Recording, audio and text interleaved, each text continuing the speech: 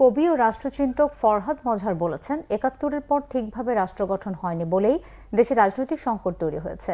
প্রশাসনে সরাসরি জনগণের অংশগ্রহণ থাকলে গ্রহণযোগ্য নির্বাচন সম্ভব। রাজধানীতে এক অনুষ্ঠানে তিনি এসব কথা বলেন। অন্য বক্তারা বলেন, এই সরকারকে চোখে চোখে না রাখলে স্বৈরাচার হয়ে উঠবে। আরও জানাচ্ছেন দীপন দেওয়ান।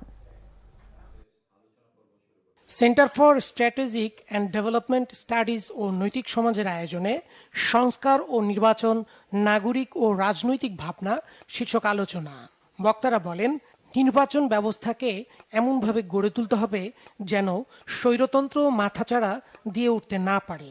রাজনৈতিক দল ও তরুণদের সমন্বয়ে গড়ে তুলতে হবে গণতান্ত্রিক সরকার ব্যবস্থা।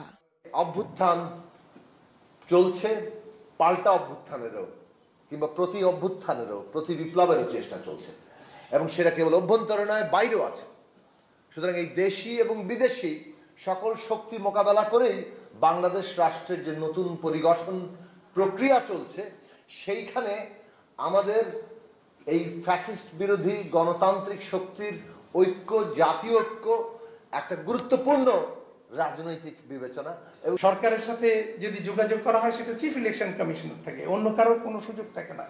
এমনও হয়েছে যে 4 জন নির্বাচন কমিশনারকে ইমপিচ করার জন্য বঙ্গভবনে একটা চিঠিও গিয়েছে, সেটাও আছে এখন। ওইগুলো দিজ আর অল রেকর্ডেড। এই প্রফেসর ইউনূসের সরকারকে এই জন্য কি করতে হবে? চোখে চোখে রাখতে হবে, সমালোচনা করতে হবে, নজরদারি করতে হবে, না হলে এটা কিন্তু স্বৈরাচারী হতে বাধ্য।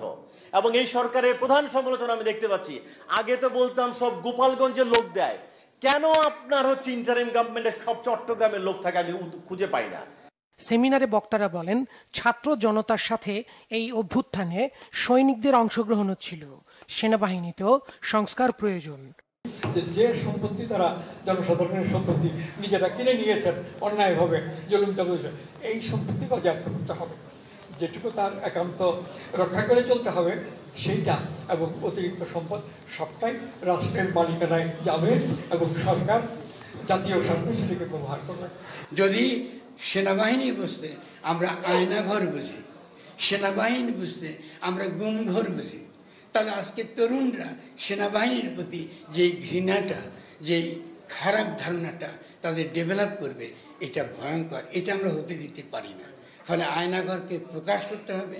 যেসব মানুষের গুম করে নিয়ে যাওয়া হয়েছে, যাদের কোনো চিহ্ন আমরা এখনো জানি না, যারা বেঁচে আছে কিনা, বেঁচে নাই কিনা চিহ্ন আমরা জানি না, সৈনিক ভাইদের প্রতি আমার আবেদন থাকবে, এটা খুঁজে বের করা তাদের দায়িত্ব, এটা তাদের দায়িত্ব। কারণ আমরা চাই না সেনাবাহিনীকে কোনো প্রকার আমাদের ইতিহাসে বিতর্কিত রাখতে। দ্রুত রাষ্ট্র সংস্কার করে একটি অংশগ্রহণমূলক নির্বাচনেরও তাগিদ দেন বক্তারা। দীপন দেওয়ান, বাংলা ভিশন, ঢাকা।